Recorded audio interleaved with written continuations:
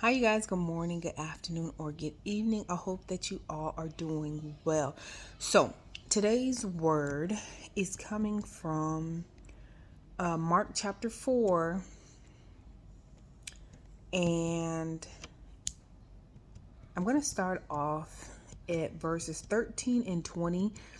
But please, please, please go back and read the story in its entirety, because I want you to get a full revelation of what this chapter is, and not just what I'm about to read right now. So what this chapter is about, the parable of the sower. So I'm going to start off at verse 13. Then Jesus said to them, "Don't you understand this parable? How then will you understand any parable? The farmer sows the word. Some people are like seed along the path where the word is sown. As soon as they hear it, Satan comes and takes away the word that was sown into them. Others like seed sown on rocky places hear the word and at once receive it with joy. But since they have no roots, they last only a short time. When trouble or persecution comes because of the word, they quickly fall away.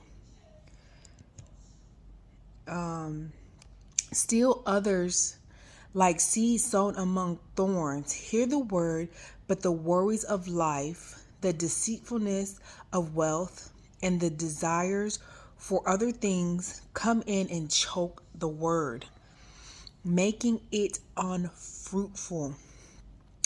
Others, like seed sown on good soil, hear the word, accept it, and produce a crop, some 30, some 60, some 100 times what was sown.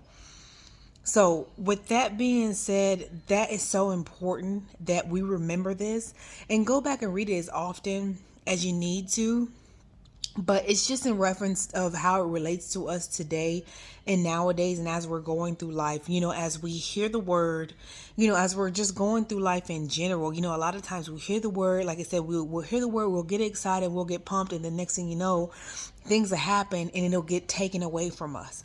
Like we'll get discouraged and we'll get depressed, we'll get upset, we'll get weary and all those things. But God wants us to walk by faith and not by sight. So pretty much when the word is sown into us, he wants us to take that and he wants us to push with it. Sometimes when the word is sown into us, the enemy will come and he'll come and pick up that seed and begin to mess with us, meaning he'll come and mess with our minds. He'll come and mess with, some of the things around us to get us nervous and try to plant fear in us and try to plant different things into us to make us doubt God and to doubt what God is actually doing. So we always have to stay in a place of being able to produce that seed, as in watering it, as in walking by faith and not by sight. And we will see the harvest of the seed. You know what I mean? So we have to continue to push forward no matter how we feel and no matter, what we see, those type of things. And we have to just go off of what God has said to us, and what God has shown us, and just what we know that God wants us to do, those type of things. And again, with everything that's going on nowadays, it's very hard to stay in a place to where you're trusting God 100% all day long. There's times where, we can get beside ourselves, we can get fleshly, or we can just feel some type of way. And granted, we can feel that way. We can go through the emotions, we can process and analyze the situations. We do all of that because we're human, but always go back to what your first love, that God has you. Go back to what he has already told you, what he's already shown you, and what he has reminded you, what he reminds you of every day, even if you can't see it, because it's always just a matter of time when things happen. Just to see your crops. It said right here, some crops 30, some 60, and some 100 times what was sown. So you know what I mean? And also too, some people think sowing is just money.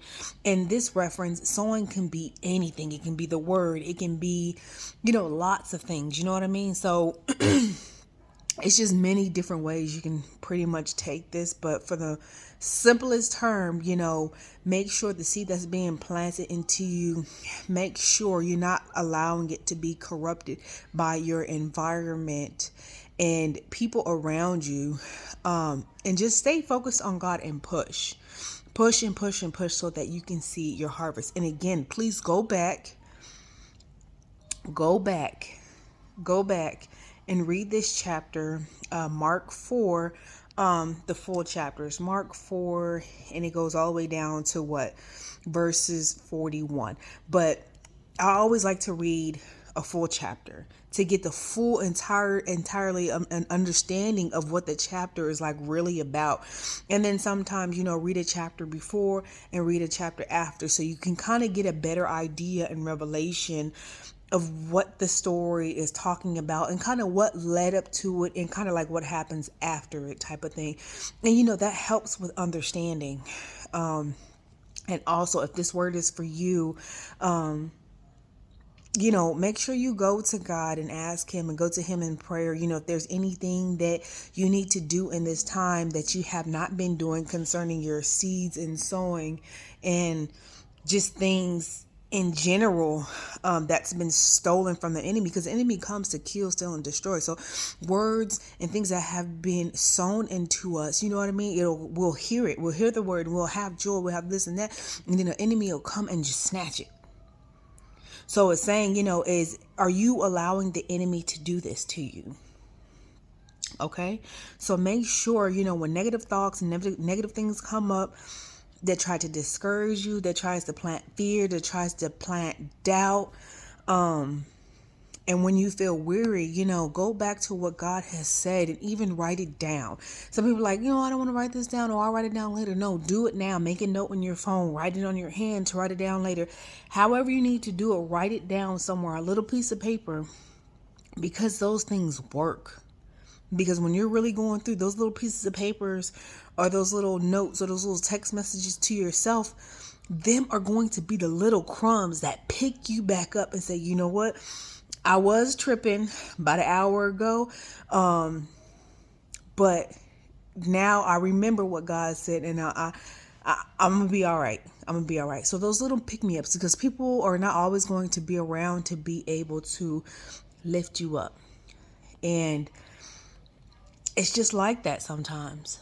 We're not going to have people there 24/7 to do this and do that. And you know what I mean? So we have to make sure we're making mental notes and physical notes that we can see every day to motivate ourselves and pick ourselves up, and make sure we're not allowing the enemy to come in and to rob us of our joy and rob us of what is rightfully ours, meaning what God has said that we can have. Okay, because if we're speaking the word and giving it back to him, our thing is we have to take it. We have to receive that, and we have to believe that. People can speak over us all day long, but if we do not receive that and put it into work, saying you're going to have peace, you're going to have joy today, you're going to have this, you're going to have that. If you don't receive that in your heart first and then your mind, you're not going to have it. Because you can speak the word all day and you're like, God, it's not working, it's not working, it's not working. Yeah, because you got something else in your heart. You got something else in your mind that's blocking. And God's like, I can't get in there. I cannot get in there. It's preoccupied. So make sure you're cleaning your heart daily and renewing your mind daily of the negative thoughts that come and try to cause you to be depressed, to cause you to be irritated, to cause you to be frustrated, all those type of things. So just to think negative, just redirect your thinking of what, the Lord has said, or just simply something positive. Something positive and something encouraging, no matter how silly it may sound. it's going to help with the thinking process that you have.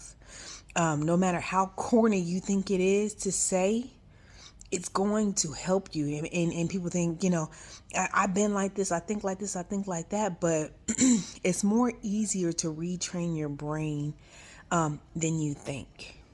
It's so much easier. It's just a repetitive thing. Soon as something negative comes, you hit it with a positive. Soon as something negative gets ready to come out your mouth, you switch it and say something positive. And you do that every time. Practice makes perfect. But then we're never going to be perfect. But you're going to get better at it and better at it and better. And then you're going to notice. And you're going to see. And you're going to feel different because you're speaking life and you're not speaking negativity. And then your body or your heart and your mind is able now to receive what it is that God is trying to give you. Because now you have that negativity moved out the way. Okay? With that being said, again, read the chapter for yourselves. I love you guys. Continue to pray, fast, do whatever it is that God has you doing.